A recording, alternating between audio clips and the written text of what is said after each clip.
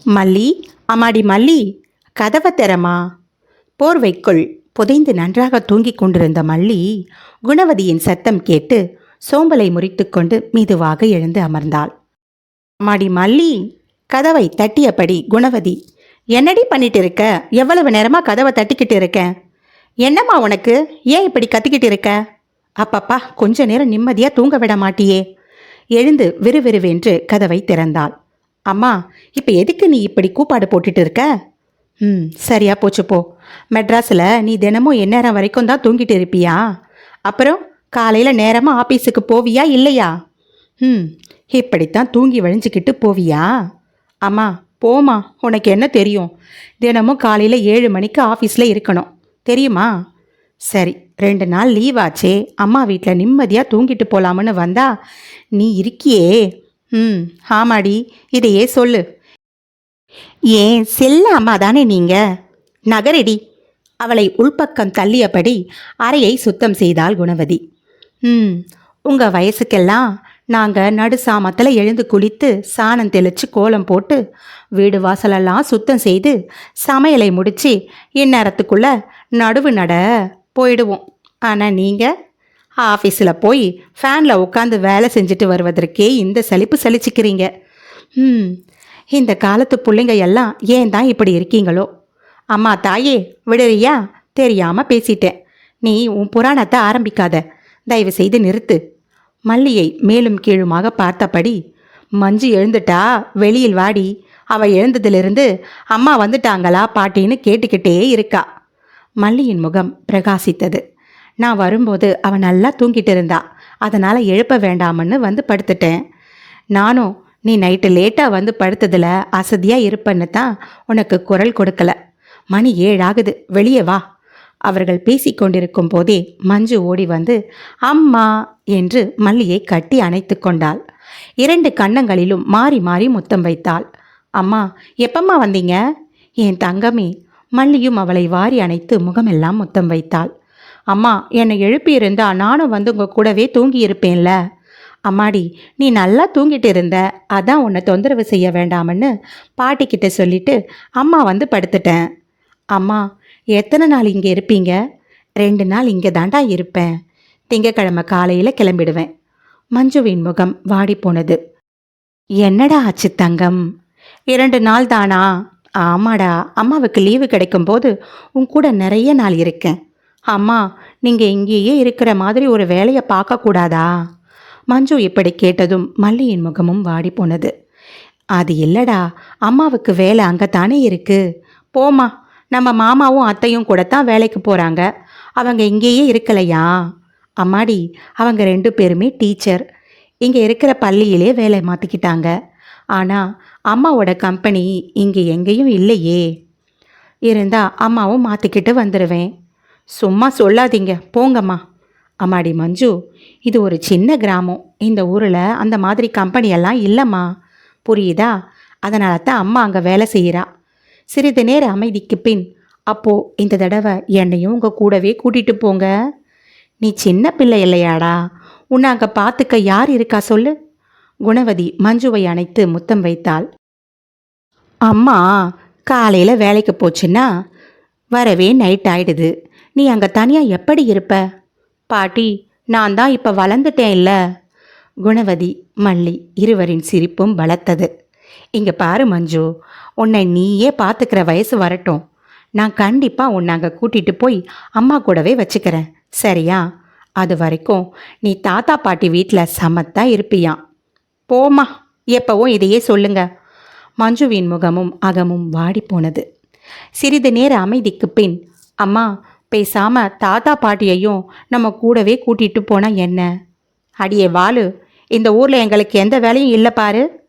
இங்கே நம்ம வீட்டில் விஷால் குட்டி இருக்கிறான், அவனையும் நாங்கள் தானே பார்த்துக்கணும். ஆமால பாட்டி, பேசாமல் மாமாவை அத்தையை விஷாலையும் சேர்த்து நம்ம கூடவே கூட்டிகிட்டு போகலாம். அது சரி, எல்லாரையும் கூட கூட்டிகிட்டு போய் அங்கே உங்கள் அம்மா எடுத்து வச்சிருக்க அந்த பங்களாவில் தங்க சொல்கிறியா? அம்மா, என்னம்மா நீ குழந்தைகிட்ட என்ன பேச்சு இது? அவள் ஏதோ ஆசையாக கேட்குறா, அதுக்கு சரின்னு சொல்லிட்டு போயேன். என்னடி இவ, இருக்கிற உண்மையாக சொல்கிறேன். அம்மாடி மஞ்சு, இங்கே பாரு, தங்கம், இங்கே உனக்கு எல்லாரும் இருக்கும். மாமா, அத்தை, உன் கூட விளையாட விஷால், உனக்கு கதை சொல்லி தூங்க வைக்க தாத்தா பாட்டி, இத்தனை பேர் இங்கே இருக்காங்க. உனக்கு இங்கே இருந்தால் தாண்டா சந்தோஷமாக இருக்கும். அம்மா, எனக்கு உன் கூட இருக்கணும், சொன்னால் கேட்கணும். சிறிது நேரம் அமைதியாக இருந்த மஞ்சு, அதுக்கு இல்லைம்மா, இங்கே என் கூட விளையாட இத்தனை பேர் இருக்காங்க. ஆனால் அங்கே உன் கூட யாருமே இல்லையே, நீ தனியாக இருக்க இல்லை, அதனால தான் சொன்னேன். நான் உன் கூட இருந்தால் நம்ம ஜாலியாக விளையாடிட்டு இருக்கலாம் இல்லை? மல்லியின் கண்கள் கலங்கியது. மஞ்சுவை அணைத்து கொண்டு அகம் மகிழ்ந்தாள். அம்மாடி மஞ்சு, உங்கள் அம்மாவுக்கு அங்கே எங்கே நேரம் இருக்குது உன் கூட விளையாட? காலையில் வேலைக்கு போனால் ராத்திரி வரைக்கும் சரியாக இருக்குது. அவள் எங்கே உன் கூட விளையாட போகிறா? என் தங்கமி, நீ சமத்தா இங்கேயே இருந்து படிப்பியா? நீ கொஞ்சம் பெரியவளானதும் அம்மா உன்னை அவ கூடவே கூட்டிகிட்டு போயிடுவா, சரியா? சரிங்க பாட்டி. அம்மா, இந்த முறையாவது அப்பா ஊரிலிருந்து வருவாரா? அப்பா எப்போ வருவாருமா? மஞ்சு ஒவ்வொரு முறையும் இந்த கேள்வி கேட்கும்போது மல்லிக்கு தர்ம சங்கடமாக இருந்தது. என்ன சொல்வது, எப்படி சொல்வது என்று தடுமாறுவாள். அது அவர் ரொம்ப தூரத்தில் இருக்காரு இல்லை, அதாம்மா. எப்போ வருவார் சொல்லுங்க. ஃபோன் கூட பேச மாட்டேங்கிறாரு. அங்கே ஃபோன் பேச முடியாதும்மா. நீங்கள் பொய் சொல்கிறீங்க. என் கூட படிக்கிற காவ்யாவோட அப்பாவும் வெளிநாட்டில் தான் இருக்காரு. ஆனால் கூட அவர் அடிக்கடி பேசுகிறாரு. காவ்யா என்கிட்ட சொல்லியிருக்கா. நம்ம அப்பா இது வரைக்கும் என்கிட்ட பேசினதே இல்லையே. ஏம்மா? மல்லி இதுவும் புரியாமல் முழித்து கொண்டிருக்க குணவதி மஞ்சுவை சமாதானப்படுத்தினாள். இங்கே பாரு மஞ்சு, நான் தான் சொல்லியிருக்கேன்ல, அம்மாவை இப்படியெல்லாம் கேட்டு கஷ்டப்படுத்தக்கூடாதுன்னு. நீ சமத்தி இல்லை. போங்க பாட்டி, அட்லீஸ்ட் அவர் என்கிட்ட ஃபோன் பண்ணியாவது பேசலாம் இல்லை? அம்மா, அப்பாவுக்கு என்ன பிடிக்காதா? மல்லியின் முகம் வாடி போனது. இல்லை தங்கமே, அப்பாவுக்கு நீ தான் உசுரு. என்ன செய்கிறது, அப்பாவோட வேலை அப்படி. அப்பா கண்டிப்பாக வருவார், உன்கிட்ட நல்லா பேசுவார், நீ கவலைப்படாதே. மஞ்சுவை சமாதானப்படுத்தி தன் மார்போடு அணைத்தவளை, சரி மல்லி, நீ போய் முதல்ல குளிச்சிட்டு வா, சாப்பிடலாம். குணவதி சொன்னவுடன் மஞ்சுவின் நெற்றியின் மீது அழுத்தமாக முத்தமளித்தாள். போய் விஷால் கூட விளையாடு. மஞ்சு அங்கிருந்து ஓடினாள். குணவதி மல்லியின் அருகில் அமர்ந்தாள். மல்லி கண் கலங்கி கொண்டிருந்தாள். எத்தனை நாளைக்கு குழந்தை கிட்ட உண்மையை மறைக்க முடியும் மல்லி? அம்மா, அவகிட்ட சொல்லக்கூடாதுன்னு இல்லை, எப்படி சொல்கிறதுன்னு தெரியலையேம்மா. இவ வயிற்றில் இருக்கும்போது ஓடிப்போனவர், இதோ இவ வளர்ந்து ஸ்கூலுக்கே போக ஆரம்பிச்சிட்டா. நீ ஏம்மா கண் கலங்குற? அந்த படுபாவி உன்னை விட்டுட்டு போய் எத்தனையோ வருஷமாச்சு. அவன் இப்போ எங்கே இருக்கானோ, எப்படி இருக்கானோ ஒன்றும் தெரியலை. இந்த ஊரை பொறுத்த வரைக்கும் நீயும் அவரும் வெளியூரில் வேலை செஞ்சுக்கிட்டு இருக்கீங்க. மல்லியை இங்கே நாங்கள் பார்த்துக்கிட்டு இருக்கோம். இப்படித்தான் சொல்லி வச்சிருக்கேன். ஆனால் என்னைக்கு உண்மை தெரியுமோ தெரியலை. அம்மாடி மல்லி, உன்கிட்ட ஒன்று கேட்கணும், சொல்லுமா. அன்னைக்கு ஒரு நாள் நீ என்னம்மா, ஏன் நிறுத்திட்ட? சொல்ல வந்ததை சொல்லு. அது மல்லி புரியாமல் பார்க்க, அம்மா சொல்லுமா. நீ அன்னைக்கு சொன்னியே, என்ன சொன்னேன்? உங்கள் ஆஃபீஸில் வேலை செய்கிற ஒரு தம்பியை. மல்லியின் முகம் மாறியது. அதாம்மா. மல்லி அமைதியானாள். அம்மாடி, அவர் உன்னை விரும்புகிறதா அவங்க வீட்டில் சொல்லிட்டாரா? அம்மா, இப்போ எதுக்குமா அந்த பேச்சு? அம்மாடி, அதுக்கு இல்லைம்மா, அதை விடுமா. இல்லைம்மா, நான் என்ன சொல்கிறேன்னா, நீ ஒன்றும் சொல்ல வேண்டாம், போ, ஏதாவது வேலை இருந்தால் பாரு. மல்லி, நான் சொல்கிறத கேளுமா. மல்லியின் முகவாட்டத்தை கண்ட குணவதி, என்னம்மா ஆச்சு? உங்களுக்குள்ளே ஏதாவது சண்டையா? சிறிது நேர மௌனத்திற்கு பின், அம்மா, நான் தான் அன்னைக்கே உனக்கு தெளிவாக சொன்னேன்ல. அம்மாடி, புரியுது. அவர் தான் கொஞ்சம் டைம் கேட்குறாரு, விடுமா. அவருக்கு அங்கே என்ன நிலைமையோ, நீயும் அவரை புரிஞ்சுக்கணும். இப்போ அவர் என்ன சொல்கிறாரு? மஞ்சுவை பற்றி அவங்க வீட்டில் இப்போதைக்கு சொல்ல வேணாம், அதானே? நீ கொஞ்சம் அமைதியாக இருமா. அம்மாடி, நீ அவர்கிட்ட பேசுறது இல்லையா? மல்லி அமைதியாக இருக்க, இங்கே பாரு, அவர் நல்லவர்னு நீ தானே சொன்ன. மல்லி, முதலில் கல்யாணம் நல்லபடியாக முடியட்டும், அப்புறம் சொல்லிக்கலாம்னு சொல்கிறார், அவ்வளவு தானே? சரி, நீ கல்யாணமாகி டைவர்ஸ் ஆகின பொண்ணுன்னு கூட சொல்லலையா? மல்லி முகத்தை கோபமாக வைத்துக்கொண்டு, இல்லை, போதுமா. அதெல்லாம் எப்போ சொல்லணுமோ அவர் சொல்லிப்பார். அவராச்சு அவங்க அம்மா அப்பாவாச்சு. நீ எதுக்கு மண்டையை உருட்டிக்கிற? விடுவியா? அம்மா, என்னம்மா நீ? புரிஞ்சுதான் பேசுறியா? என்னை பற்றி எல்லாம் தெரிஞ்சு தானே காதலிச்சார். இப்போ வந்து அப்பா அம்மாவுக்கு தெரிய வேண்டாம்னு சொன்னால் எப்படிம்மா? அது தப்பு. என் நிலை தெரிந்து அவங்க என்னை ஏற்றுக்கணும். இல்லை, எனக்கு கல்யாணமும் வேணாம், ஒன்றும் வேணாம். நானே ரொம்ப மனக்குழப்பத்திலிருந்து இப்போத்தான் கொஞ்சம் தெளிஞ்சிருக்கேன். மறுபடியும் என்னை குழப்பாத. அம்மாடி, நீ நல்லா யோசிச்சு பாருமா. நீ எத்தனை நாளைக்கு இப்படி தனியாக குழந்தைய வச்சுக்கிட்டு கஷ்டப்படுவ?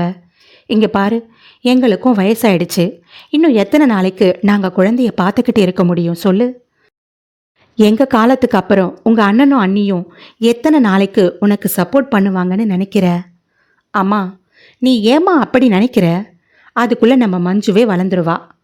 அம்மாடி, அம்மா ப்ளீஸ், இதுக்கு மேலே இதை பற்றி பேச வேண்டாம். குணவதி கண் கலங்க, அம்மா ஏம்மா? என்னமோ போடி, அப்பாவும் நானும் உன்னை பற்றி தான் அடிக்கடி பேசிக்கிட்டு இருக்கோம். கடைசியாக நீ இந்த விஷயத்தை எங்ககிட்ட சொன்னபோது அப்பாவுக்கும் எனக்கும் எவ்வளவு சந்தோஷமாக இருந்துச்சு தெரியுமா? நீங்கள் 2 பேரும் கல்யாணம் செய்துக்கிட்டு மஞ்சுவை உங்கள் கூடவே கூட்டிகிட்டு போய் நீங்கள் ஒரு குடும்பமாக வாழ்ந்தீங்கன்னா அதை பார்க்க எங்களுக்கும் எவ்வளவு சந்தோஷமாக இருக்கும். அம்மா, நீ சொல்கிறதெல்லாம் கேட்க நல்லா தான் இருக்கும். ஆனால் நடைமுறையில் இதெல்லாம் ஒத்து வராது. புரிஞ்சுக்கோமா. ஏம்மா அப்படி சொல்கிற? நீ தானே சொல்லியிருக்க அவர் ரொம்ப நல்லவர்னு. ஆமாம்மா, அவர் ரொம்ப நல்லவர் தான். ஆனாலும் ஒருத்தர் எல்லாருக்கும் நல்லவராக இருக்க முடியாதே. என்ன செய்கிறது? ஒருவேளை அவர் என் அழகில் என்னுடைய வயசில் விருப்பப்பட்டு பின் விளைவுகளை யோசிக்காம அவர் காதலை சொல்லி இருக்கலாம். ஆனால் அது எத்தனை நாளைக்கு எங்களுடைய உறவை பலப்படுத்தும்னு நினைக்கிற? ஒரு கட்டத்துக்கு மேலே அவருக்கு நானும் மஞ்சுவும் பாரமாக தெரிஞ்சா என்னம்மா செய்கிறது?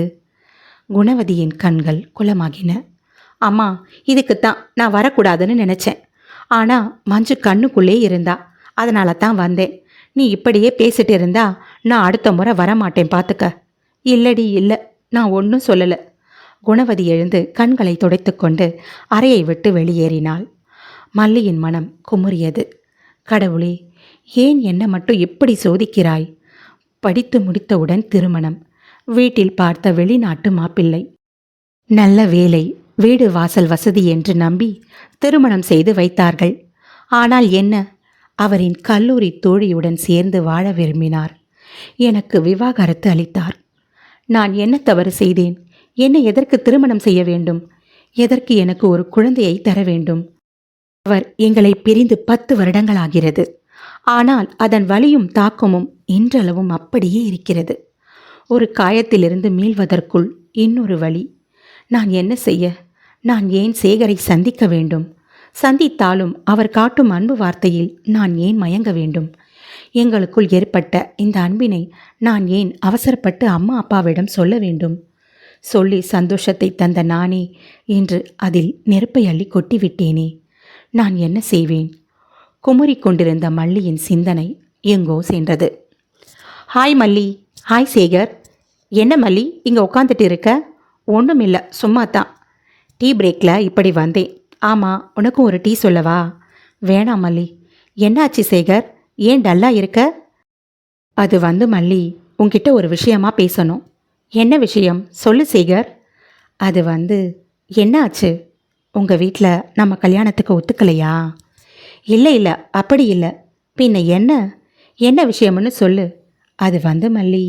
சேகர் வார்த்தைகளை தேட, என்ன சேகர் நீ டென்ஷனை கிளப்பாத. என்ன ஆச்சுன்னு சொல்லு. அவங்க என்ன சொன்னாங்க? அவங்க என்ன சொல்கிறது? நான் தான் அவங்க கிட்ட சொல்லவே இல்லையே. என்ன சொல்லலையா? ஏன்? அது வந்து மல்லி, எங்கள் எதிர் வீட்டில் என் ஃப்ரெண்டு கேசவன் இருக்கானே, அவன் ஒரு பொண்ணை திடீர்னு கல்யாணம் பண்ணி கூட்டிகிட்டு வந்துட்டான். எங்கள் தெருவே ஒரே கலாட்டாவாக ஆயிடுச்சு. கேசவன் அம்மா ஊரையே கூட்டிடுச்சு. சரி, இப்போ என்ன சொல்ல வர? எனக்கு ஒன்றும் புரியலையே. இரு மல்லி, என்னை முழுசாக சொல்ல விடு. மல்லி அமைதியாக சேகரை கவனிக்க, அந்த கேசவன் கல்யாணம் செய்து கூட்டிகிட்டு வந்தது ஒரு விதவை பெண்ணை. என்ன? ஆமாம், அந்த பொண்ணுக்கு கல்யாணமாகி 1 வருஷத்தில் அவங்க கணவர் இறந்து விட்டார் போல. இவன் உட்காரும் டீ கடைக்கு நேராக தான் அந்த பொண்ணு தினமும் பஸ் ஏறி வேலைக்கு போகுமா. அங்கே ஏற்பட்ட பழக்கமா. இப்போ அவன் அந்த பொண்ணை கல்யாணம் செய்துக்கிட்டு வந்துட்டான். சரிப்பா, இப்போ அதுக்கு என்ன? என்ன அதுக்கு என்னவா? மல்லி, அங்கே கேசவன் அம்மா பண்ண ஆர்ப்பாட்டத்தை விட எங்கள் அம்மா பண்ண ஆர்ப்பாட்டம் தான் அதிகம். கேசவனை அடிக்கவே போயிடுச்சு. அடப்பாவமே. அப்புறம் நான் என்ன கதையா சொல்லிட்டு இருக்கேன்? அங்கே எங்கள் அம்மா செய்த ஆர்ப்பாட்டத்தில் அந்த தெருவே இன்னொரு சிவகாமியை பார்த்துச்சு. அதோட விட்டுச்சா? வீட்டுக்குள்ளே வந்ததும் எனக்கு வேற விசேஷ அர்ச்சனை. என்ன அப்படி பார்க்குற? டேய் சேகர், நாளைக்கு நீயும் இப்படி ஏதாவது ஒரு பொண்ணை கூட்டிகிட்டு வந்து நின்ன தொலைச்சி விடுவேன். தொலைச்சி அம்மா பார்த்து வைக்கிற பொண்ணை தான் கல்யாணம் கட்டிக்கணும், புரியுதா? அப்படின்னு என்னையும் மிரட்டுச்சு. மல்லி சத்தமாக சிரித்தாள். அடப்பாவி, இதுக்கா இவ்வளவு பில்டப் பண்ண? மீண்டும் சிரிக்க, நான் சீரியஸாக சொல்லிட்டு இருக்கேன், நீ என்னடான்னா இப்படி சிரிச்சிட்டு இருக்க? வேற என்ன பண்ண சொல்கிற? ஏதோ எதிர் வீட்டு பையன் கல்யாணம் பண்ணிக்கிட்டானா, அதுக்கு இவனுக்கு திட்டு விழுந்ததான். என்னடா நீ சின்ன பிள்ளையாட்டம் பேசிட்டு இருக்க? சேகர் முறைப்பாக அவளை பார்த்து கொண்டிருக்க, பின்ன என்னடா, போன விஷயத்த சொல்லுடான்னா அதை விட்டுட்டு எதிர் வீட்டு கதை சொல்லிட்டு இருக்க. உங்கள் அப்பா அம்மா கிட்ட நம்ம விஷயமா பேசுனியா இல்லையா? அதை சொல்லு முதல்ல. ஏன் மல்லி, என்ன விளையாடுறியா? அங்கே இவ்வளவு பிரச்சனைகள் போயிட்டு இருக்கு, நான் எப்படி நம்ம விஷயத்த சொல்ல முடியும்? மல்லியின் முகம் மாறிப்போனது. என்ன சொல்கிற சேகர்? அப்படின்னா இந்த முறையும் நம்ம விஷயத்த சொல்லலையா? எப்போதும் இதே தானா? இந்த விஷயத்தை எவ்வளவு நாளைக்கு தள்ளி போடுவீங்க? இங்கே பாருங்க, நானே எங்கள் வீட்டில் சொல்லிட்டேன். என்ன, உங்கள் வீட்டில் சொல்லிட்டியா? ஆமாம் சொல்லிட்டேன். அவங்க என்ன சொன்னாங்க? ஏன் சந்தோஷந்தான் அவங்க சந்தோஷம். அவங்க சம்மதம் சொல்லிட்டாங்க. அமைதியாக இருந்த சேகரை பார்த்து, இங்கே பாருப்பா, இந்த முறை நீ ஊருக்கு போகும்போது கண்டிப்பாக நம்ம விஷயத்த சொல்லி சம்மதம் வாங்கிட்டு வர, சரியா? இருவரும் அங்கிருந்து அவரவர் வேலைக்கு கிளம்பினார்கள். ஒரு வாரம் போனது. இதற்கிடையில் மல்லி தன் அம்மாவிடம் ஃபோன் செய்து விஷயத்தை சொல்லி வருத்தப்பட, குணவதி மல்லிக்கு ஆறுதல் கூறினாள். ஒரு மாதம் கழித்து மீண்டும் ஊருக்கு சென்று திரும்பிய சேகரை சந்திக்க காத்திருந்தாள் மல்லி. அமைதியாக மல்லியின் அருகில் வந்து அமர்ந்தான். ஏய், என்னப்பா, எப்போ வந்த? இப்பத்தான் வந்தேன் மல்லி. என்னாச்சு சேகர்? அமைதியாக இருந்தவனின் கைகளை பிடித்து மென்மையாக வருடினாள். வெடுக்கென்று கைகளை தன் பக்கம் இழுத்து கொண்டவன், மல்லி, என்னை மன்னிச்சிரு, இந்த முறையும் நான் நம்ம விஷயத்த சொல்லலை. மல்லியின் கண்கள் சிவந்தது. என்னடா சொல்கிற? ஆமாம் மல்லி, நம்ம விஷயத்த அவங்க கிட்ட எப்படி சொல்கிறதுன்னு தெரியலை. மல்லிக்கு கோபமாய் வந்தது. அது சரி, இப்படியே சொல்லி என்னை எத்தனை வருஷம் ஏமாத்த போகிற சேகர்?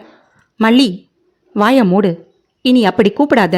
நீ இப்பவே இப்படி இருக்கியே, எந்த நம்பிக்கையில் நான் உன்னை கல்யாணம் செய்துக்கிறது? சேகரின் முகம் கோபமாய் மாற, இங்கே பாரு சேகர், நம்ம விஷயமா உங்கள் அப்பா அம்மா கிட்ட பேசி ஒரு நல்ல முடிவை உடனே எடு. என்ன மல்லி, ஆர்டர் போடுறியா? ஆமாம், அப்படித்தான் வச்சுக்க. இதுவரை உங்ககிட்ட சொல்லுன்னு கேட்டுக்கிட்டே இருந்தேன். ஆனால் இப்போ சொல்கிறேன், நம்ம காதலை பற்றியும் மஞ்சுவை பற்றியும் அவங்க கிட்ட சொல்லணும். அவங்க என்ன முடிவை எடுக்கிறாங்களோ அப்புறம் யோசிப்போம். முதலில் நீ போய் அவங்க கிட்ட பேசு. சிறிது நேர மௌனத்திற்கு பின் சேகர் கோபமாக எழுந்து நடக்க, நில்லுப்பா, பதில் சொல்லாமல் எழுந்து போனால் என்ன அர்த்தம்? இதுக்கு மேலே நான் எதையும் பேச விரும்பலன்னு அர்த்தம். மல்லி முறைப்புடன், இங்கே பாருங்க, இந்த முறை நீங்கள் சொல்லாமல் வந்தீங்க, அவ்வளவு தான். அதெல்லாம் முடியாது. இதை சொல்லி அவங்க மனசை கஷ்டப்படுத்த விரும்பலை. மல்லியின் கண்களில் உணர்ச்சி பொங்க, இப்போ நீ என்ன சொல்ல வர? இங்கே பாரு மல்லி, மஞ்சு உங்கள் அம்மா அப்பா கிட்டத்தானே இருக்கா? அவள் அப்படியே இருக்கட்டும். முதலில் நம்ம திருமணம் நடக்கட்டும். நீ கல்யாணமான பொண்ணுன்னு அவங்களுக்கு தெரிய வேணாம். உங்கள் வீட்டில் இருந்தும் யாரும் திருமணத்திற்கு வர வேணாம். வந்தா யாராவது பேச்சு வாக்கில் உளறிட போகிறாங்க. அதனால் நீ யாரும் இல்லாத அனாதை பொண்ணுன்னு சொல்லிக்கிறேன். மல்லியின் கண்களில் கண்ணீர் கரை புரண்டது. சரி, அப்படியே இருக்கட்டும். மஞ்சுவை நம்ம கூட வச்சுக்க என்ன செய்ய போற? மல்லி, திரும்ப திரும்ப என்னை டென்ஷன் படுத்தாத. நான் தான் சொல்கிறேன்ல, மஞ்சு ஊரில் உங்கள் அப்பா அம்மா கூடவே இருக்கட்டும்னு. ஒருவேளை கல்யாணத்திற்கு அப்புறம் உங்கள் அம்மா அப்பா மஞ்சுவையும் என்னையும் ஏற்றுக்கலன்னா என்ன செய்வ? மல்லி, அதை பின்னாடி பார்த்துக்கலாம். இதையெல்லாம் யோசிக்காம எதுக்கு என்ன காதலிச்ச? சொல்லுடா. சேகரின் சட்டையை பிடித்து உலுக்கினாள். நீ என்ன நல்லா பார்த்துக்கவன்னு சொல்லும்போது கூட நான் உன் வார்த்தையில் மயங்கலை. உன் பொண்ணையும் நல்லா பார்த்துக்குவேன். அவளுக்கு அப்பா இல்லாத குறையே தெரியாம அவளை என் சொந்த மகள் போல வளர்ப்பேன்னு சொன்னியே, அந்த வார்த்தையில்தான் நான் உன்னை முழுசா நம்பிட்டேன். இதுவரை உங்க அப்பா வெளிநாட்டில் இருக்காரு அப்படின்னு சொல்லி ஏமாத்திட்டு வந்த என் பொண்ணுக்கிட்ட உன்னை கொண்டு போய் நிறுத்தி உங்க அப்பா வந்துட்டாருன்னு சொல்லி அவ முகத்துல சந்தோஷத்தை பார்க்க ஆசைப்பட்டேன். அது மட்டும் இல்லை, நீ, நான், அப்பா எல்லாரும் சேர்ந்து ஒரே வீட்டில் சந்தோஷமா வாழ போறோம்னு சொல்லி அவ துள்ளி குதிப்பதை பார்க்க நான் எவ்வளவோ பூரித்து போனேன் தெரியுமா உனக்கு? இந்த பாவியின் மனசு கற்பனை கோட்டையெல்லாம் கட்டுச்சு. ஆனால் நான் கட்டுனது வெறும் கனவு கோட்டை. நிஜத்தில் அது நடக்காதுன்னு நீ சொல்லாமல் சொல்லிட்ட. மல்லி அவன் காலடியில் அமர்ந்து தேம்பி தேம்பி அழுதாள். சேகர் அமைதியாக நின்றான். இங்கே பாரு, நீ யாரை வேண்டுமானாலும் கல்யாணம் செய்துக்க. இனி உன் வாழ்க்கையில் இந்த மல்லி குறுக்க வரமாட்டா. விறுவிறுவென்று எழுந்து நடந்தாள். அடுத்த நாள் ஆஃபீஸில் மல்லியை சந்திக்க சேகர் முயற்சி செய்தான். ஆனால் அவள் சந்திக்கவில்லை. 2-3 நாட்கள் இப்படியே போனது. சேகரின் பொறுமை எல்லையை கடந்தது. ஆஃபீஸ் முடிந்து மல்லி தான் தங்கியிருக்கும் அறைக்கு வந்தாள். அங்கு சேகர் நின்றிருப்பதை கவனித்த மல்லி சற்று மனம் இறங்கி உள்ள வாங்க என்றாள். உடனே வந்த சேகர் அனல் பார்வையுடன் அவளை பார்த்தான். அவன் கோபமாக இருப்பதை அறிந்த மல்லி அமைதியாக அமர்ந்தாள். உட்காருங்க. நான் உட்கார வரவில்லை. இறுதியாக உன்னிடம் ஒன்று சொல்லிட்டு போலான் தான் வந்தேன். நான் நல்லா யோசிச்சிட்டேன் மல்லி. நான் சொன்னது தான். இப்போதைக்கு என் அம்மாவிடம் உன்னை பற்றிய முழு விவரமும் சொல்ல முடியாது. அஞ்சு உங்கள் அப்பா அம்மா கூட தான் இருந்தாகணும். லீவில் சென்று பார்த்துவிட்டு வருவோம். நாம் 2 பேர் தான் இங்கே வீடு எடுத்து இருக்க போகிறோம். அப்பப்போ எங்கள் அப்பாவும் அம்மாவும் வந்து தங்குவாங்க. இதுக்கு சம்மதம் என்றால் தான் கல்யாணம் சொல்லிவிட்டு சேகர் வெளியே நடந்தான். மல்லி பிரமித்து போனாள். அவளின் அகமும் புறமும் அசைவுற்றி இருந்தது.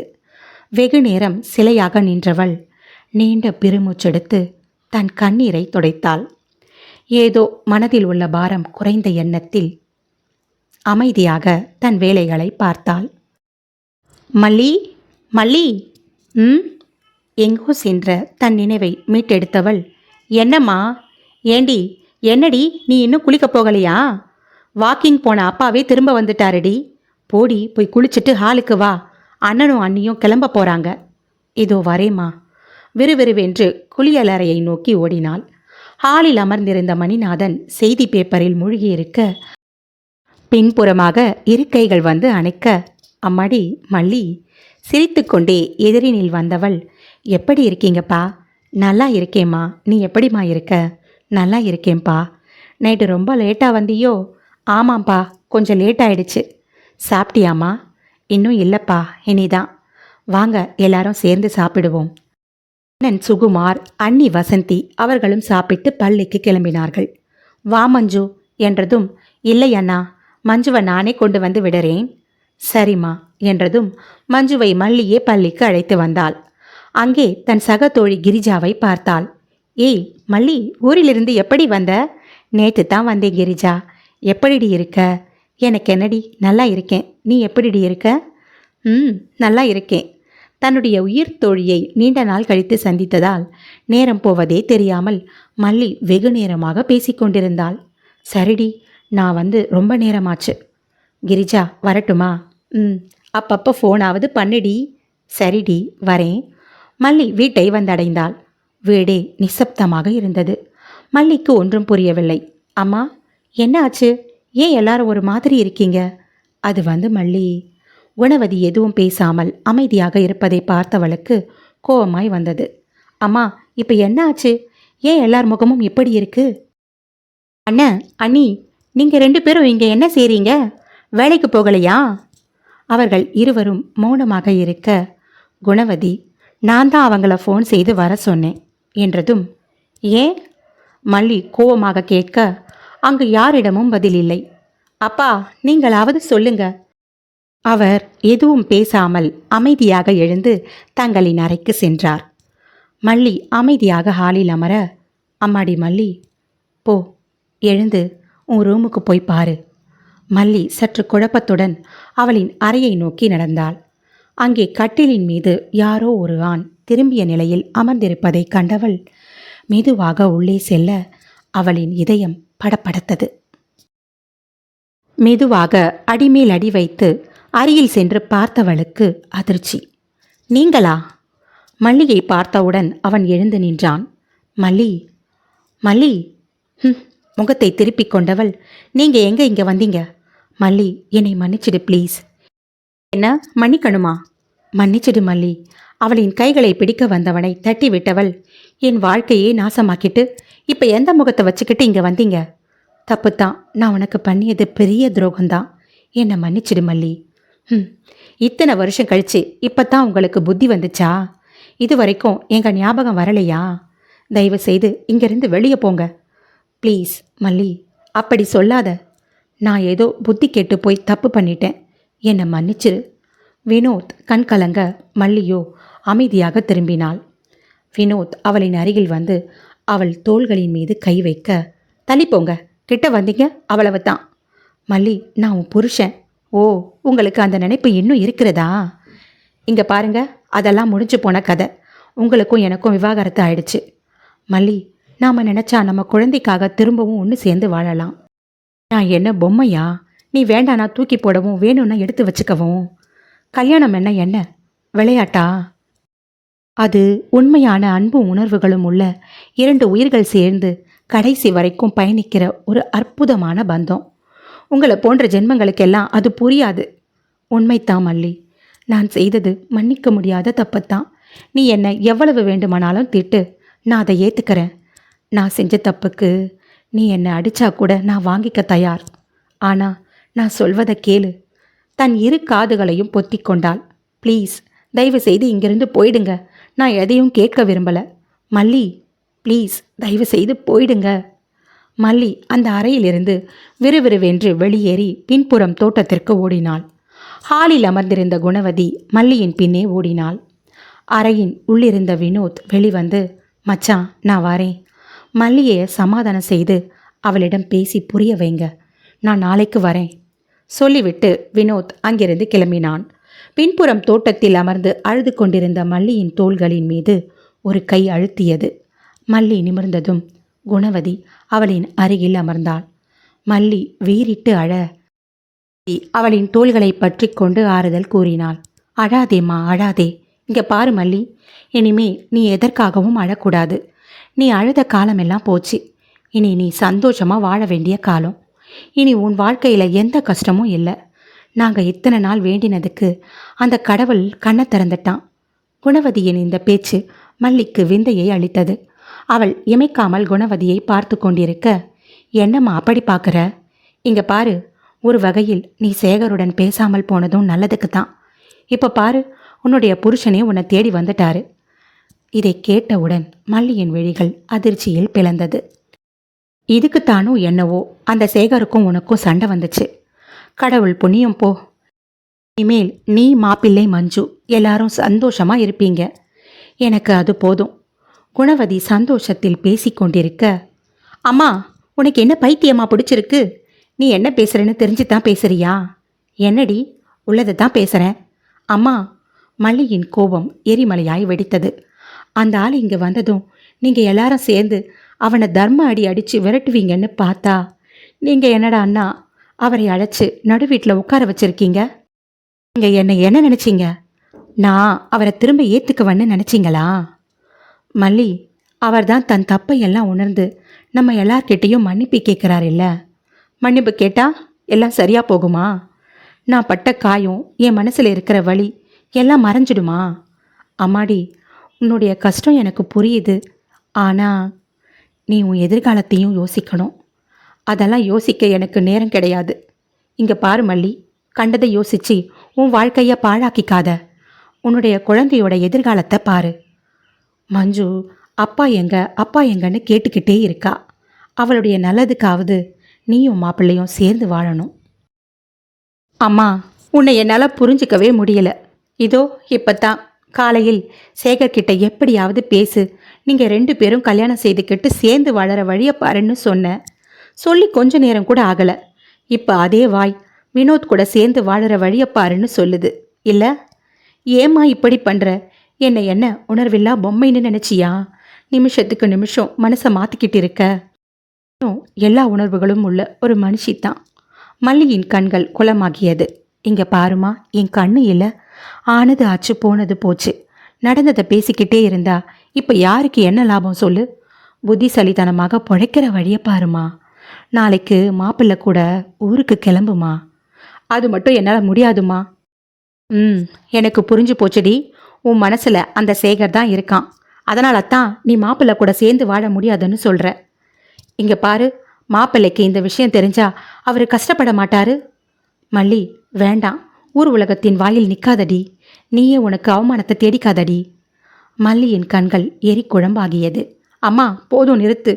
என்னை பெத்தவன் நீயே என்னை இப்படி பேசும்போது ஊர் உலகம் பேச என்ன இருக்குது? நாக்குக்கு நரம்பு இல்லைன்னு சொன்னது எத்தனை உண்மையா போச்சு. இதோ உன்னுடைய வாயிலிருந்தே எத்தனை விதமான பேச்சு. நேற்று வரைக்கும் வேற, இதோ இப்பொழுது வேற. நல்லா இருக்குமா உங்க நியாயம்? இங்க பாருடி, பேச்சை வளர்க்காத. ஒழுங்கா சொல்றத கேளு. நாளைக்கு மாப்பிள்ளை வருவாரு. அவர் கூட மஞ்சுவை கூட்டிட்டு கிளம்புற வழியை பாரு. அம்மா, நான், அப்பா, அண்ணி எல்லாரும் சேர்ந்து எடுத்த முடிவு தான் இது. ஒழுங்கா மாப்பிள்ளை கூட கிளம்பி ஊருக்கு போற வழியை பாரு. மல்லி முறைப்புடன் பார்க்க, என்னடி அப்படி பார்க்கற? இல்லைனா அவர் மஞ்சுவை கேட்குறாரு, பேசாம அவர் கூட அனுப்பிடு. அம்மா, மல்லி ஆக்ரோஷத்தில் கத்த, இப்ப எதுக்கடி கத்துற? அவர் குழந்தைய அவர் கேட்குறாரு. ஆமா, வயிற்றில் குழந்தை இருக்கும்போது விட்டுட்டு போனவருக்கு இப்ப என்ன புதுசா குழந்தை பாசம்? இங்க பாரு மல்லி, அதெல்லாம் தெரியாது. மஞ்சு அவரோட குழந்தை. அதை கேட்க அவருக்கு உரிமை இருக்கு. நீ ஒழுங்கா அவர் கூட போய் வாழற வழியை பாரு. மல்லி விரக்தியில் சிரித்தாள். இப்ப இப்படி பேசுற நீ, இந்த 10 வருஷத்துல அவரை திட்டாத நாள் ஏதாவது இருக்கா? ஆமாடி, நான் திட்டுனேன் தான். உன் வாழ்க்கையை எப்படி நாசம் பண்ணிட்டானே பாவின்னு எத்தனையோ நாள் திட்டி இருக்கேன். ஆனால் அவர் திடீர்னு திருந்தி வந்து எல்லோரிடமும் மன்னிப்பு கேட்கும்போது நாம் அப்படியே இருந்தா எப்படிடி? ஏதோ தெரியாம தப்பு பண்ணிட்டேன், என்னை மன்னிச்சிடுங்கன்னு அந்த மனுஷன் சொல்லும்போது பாவமா இருக்குடி. என்கிட்டையும் அப்பா கிட்டையும் கையை கூப்பி மன்னிப்பு கேட்குறப்போ எங்களை என்ன பண்ண சொல்ற? தன் கண்ணீரை துடைத்தவள், அப்பாவும் இதுக்கு சம்மதிச்சிட்டாரா? ஆமாடி, அப்பா, அண்ணன், அண்ணி நாங்கள் எல்லாரும் சேர்ந்து தான் இந்த முடிவை எடுத்திருக்கோம். நாளைக்கு காலையில் அவர் வருவார். மஞ்சுவை கூட்டிக்கிட்டு அவர் கூட கிளம்புற வழியை பாரு. அம்மா, நானும் மஞ்சுவும் இப்போ இருக்கிற மாதிரி இப்படியே இருந்துட்டு போயிடுறோம். எங்களுக்கு யார் துணையும் வேண்டாம்.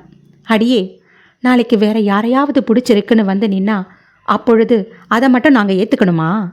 அம்மா, என்ன பேசுகிறேன்னு புரிஞ்சு தான் பேசுறியா? இங்கே பாருடி, உனக்கோ சின்ன வயசு. இன்னைக்கு சேகரை பிடிச்ச மாதிரி நாளைக்கு வேற யாரையாவது பிடிக்கலாம். அதெல்லாம் வேணாம். உன் புருஷன் வந்துட்டான், நீ அவனோட போய் சேர்ந்து வாழறது தான் சரி. நாங்கள் எல்லாரும் பேசி முடிவு எடுத்துட்டோம். நாளைக்கு நீ மாப்பிள்ளை கூட ஊருக்கு போற, புரியுதா? சொல்லிவிட்டு குணவதி அங்கிருந்து எழுந்து விறுவிறுப்பாக சென்றாள். மல்லியின் கண்கள் தாரை தாரையாக கண்ணீர் பொங்கி கொண்டிருந்தது. தன்னை முழுவதுமாக புரிந்து கொண்டவள் தன்னுடைய அம்மா ஒருவள்தான் என்று நினைத்தவளின் மனது இன்று சுக்குநூறாக உடைந்தது. தான் சேகரை எதற்காக தன் வாழ்க்கையில் ஏற்க அனுமதித்தேன் என்பதை தன் அம்மாவை இப்படி தவறாக பார்க்கும்போது ஊரில் உள்ள மற்றவர்கள் மட்டும் எப்படி நல்ல விதத்தில் பார்ப்பார்கள்? என் பெற்றோர்களுக்கும் நான் பாரமாக தெரிகிறேனோ? மல்லி பித்து பிடித்தவளாய் விழி அசைவற்று அமர்ந்திருந்தாள். என்னை பெற்றவர்களே என்னை புரிந்து கொள்ளாத போது உற்றார் உறவினர் என்னை ஏன் தவறாக நினைக்க மாட்டார்கள்? மல்லியின் மனம் உள்ளுக்குள் குமுறி கொண்டிருந்தது. குணவதி நேராக மணிநாதனிடம் சென்றாள். என்னங்க, மல்லி பிடிவாதம் பிடிக்கிறா. இன்னமும் பழைய கதையைத்தான் பேசிக்கிட்டு இருக்கா. மஞ்சுவின் எதிர்காலத்தை பற்றி எந்த கவலையும் இல்லை அவளுக்கு. சரி விடுடி, அப்புறம் மெதுவாக எடுத்து சொல்லி அவளுக்கு புரிய வச்சுக்கலாம். மணிநாதன் இப்படி சொன்னதும் குணவதி அமைதியாக சென்று தன் வேலைகளை பார்க்க ஆரம்பித்தாள்.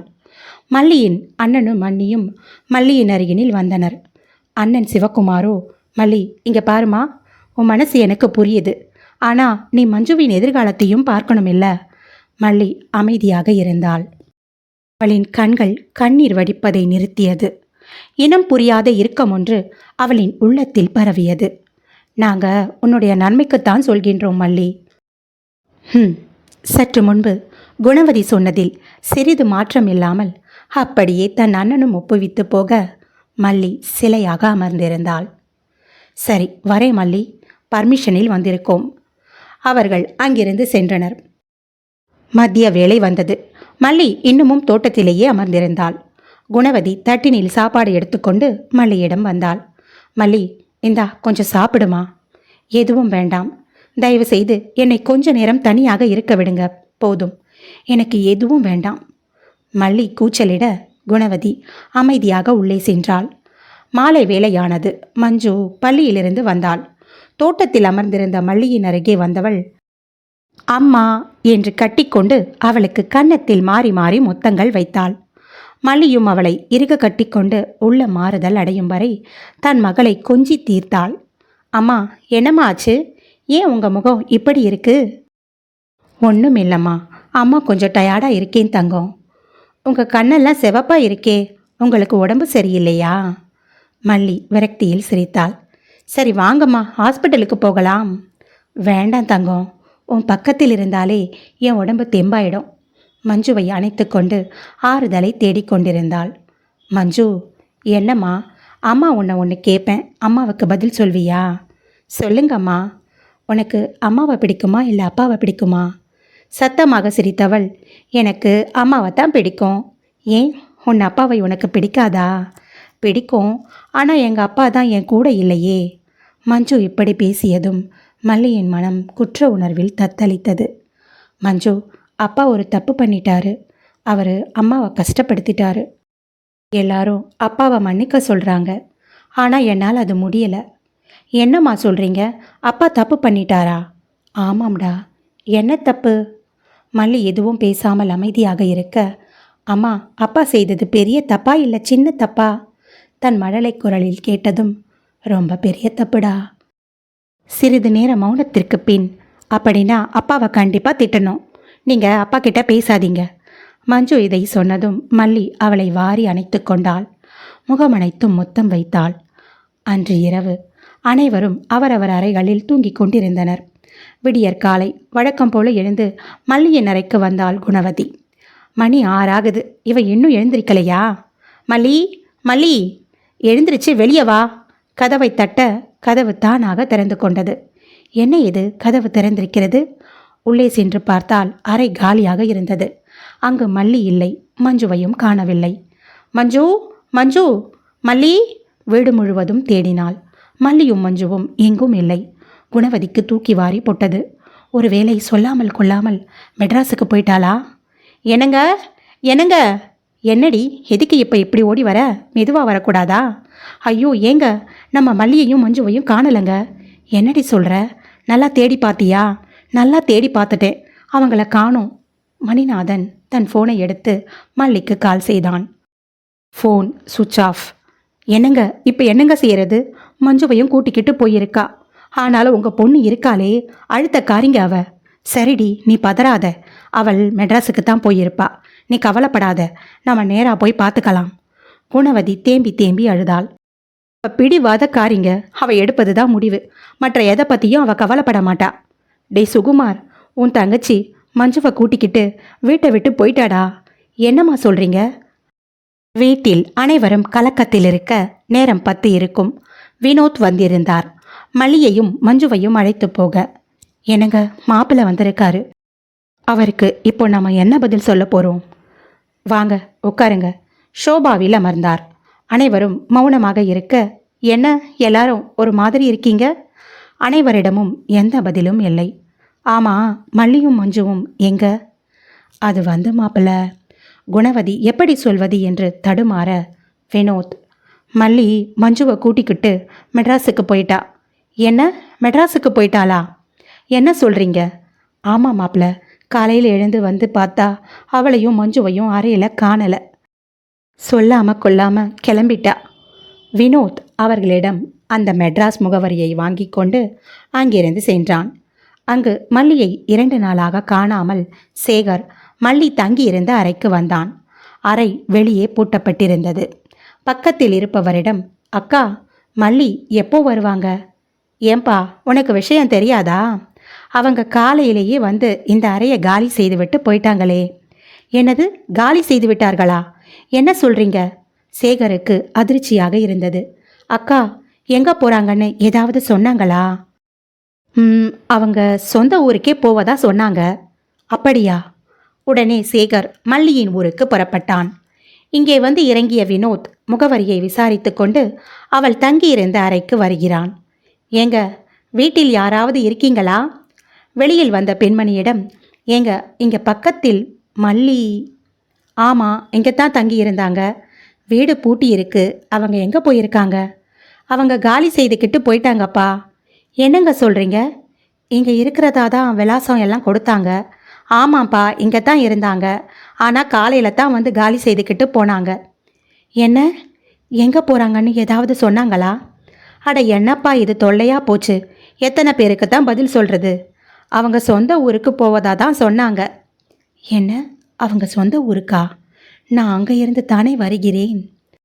மல்லி எங்கே போயிருப்பா? என் முகத்தில் முழிக்கவே கூடாதுன்னு எங்கேயாவது போய்விட்டாளா? வினோத் கண் கலங்கினான். அங்கிருந்து வந்து பேருந்து நிலையத்தில் அமர்ந்தான். மல்லியின் நினைவலைகள் அவனை வாட்டி வதைத்தன. மல்லி, இப்ப நீ எங்கே இருக்கிறாய்? இங்கே. மல்லியின் சொந்த ஊருக்கு புறப்பட்டு வந்த சேகர் மல்லியின் வீட்டிற்கு சென்றான். வீட்டில் யாராவது இருக்கீங்களா? வெளியில் சத்தம் கேட்டதும் குணவதி வெளியில் சென்று பார்த்தாள். யாருப்பா நீ? என்ன வேணும்? இது மல்லியின் வீடு தானே? ஆமாம். நீங்க? என் பெயர் சேகர். குணவதிக்கு அதிர்ச்சி அளித்தது. உள்ள வாங்க தம்பி. உட்காருங்க. அமைதியாக அமர்ந்தான். இருபுறமும் மௌனம். என்ன பேசுவது, எப்படி ஆரம்பிப்பது என்ற குழப்பம். சேகரே அதற்கு முற்றுப்புள்ளி வைத்தான். அம்மா, மல்லியை பார்க்கத்தான் வந்திருக்கேன். அவர்களை கொஞ்சம் கூப்பிடுங்களேன். அது வந்து தம்பி, மல்லி இப்போ இங்கே இல்லைப்பா. சேகர் புரியாமல் முழிக்க, அவள் மஞ்சுவை கூட்டிக்கிட்டு மெட்ராஸுக்கு போயிட்டாப்பா. என்னம்மா சொல்கிறீங்க? அங்கிருந்து தான் நான் வருகிறேன். மல்லி அவளோட அறையை காலி செய்துக்கிட்டு சொந்த ஊருக்கு போயிட்டாங்கன்னு சொன்னாங்க. என்னப்பா சொல்கிற? ஆமாம்மா, அவங்க அப்படித்தான் சொன்னாங்க. அட கடவுளே, ஏங்க இப்போ என்ன செய்யறதுங்க? இந்த பொண்ணு கோவத்தில் என்ன செய்கிறாள்ன்னு அவளுக்கே புரிஞ்சுதான் செய்கிறாளா? குணவதி கதறினாள். இருடி, விசாரிக்கலாம், பதறாதடி. தம்பி, என்னப்பா சொல்கிற? அவளுடைய சிநேகிதிங்க யாருக்காவது ஃபோன் செய்து கொஞ்சம் விசாரிப்பா. சேகர் அனைவருக்கும் ஃபோன் செய்தான்.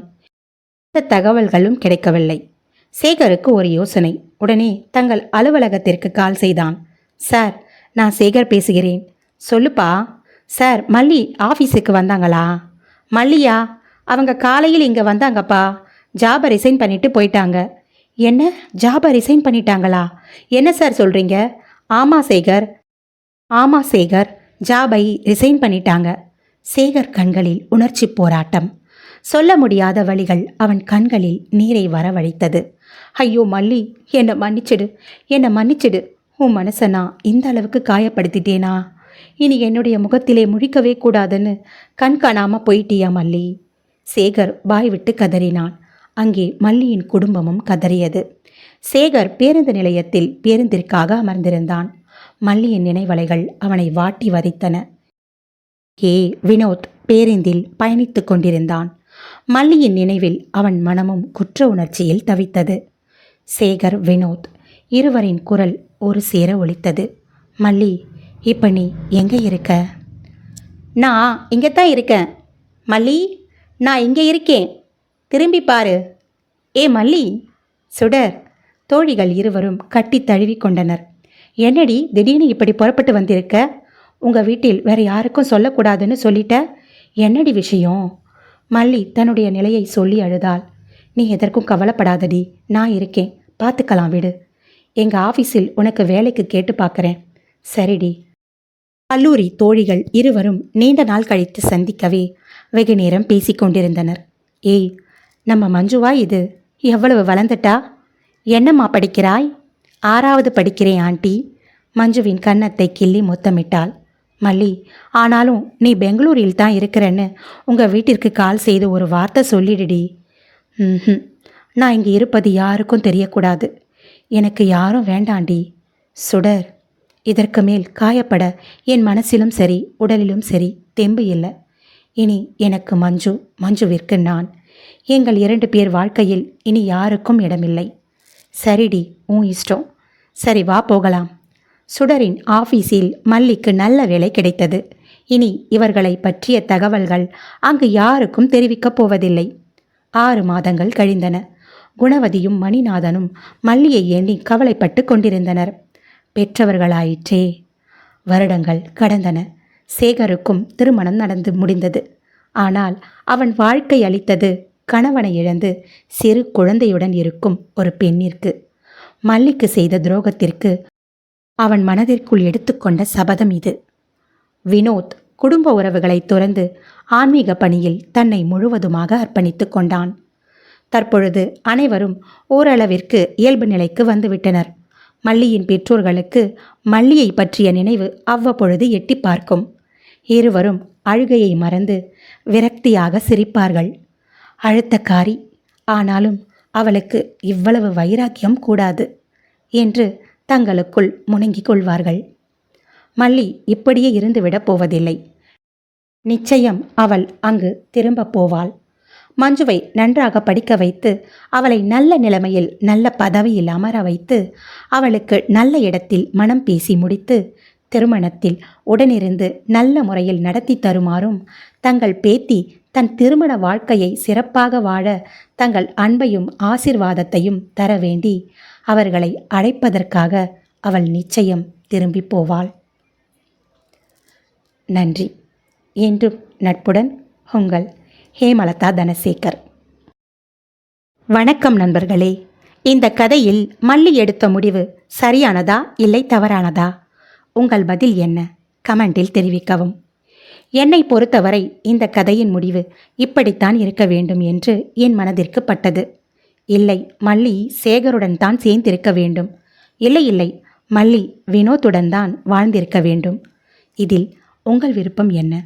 கமெண்டில் தெரிவிக்கவும். நன்றி.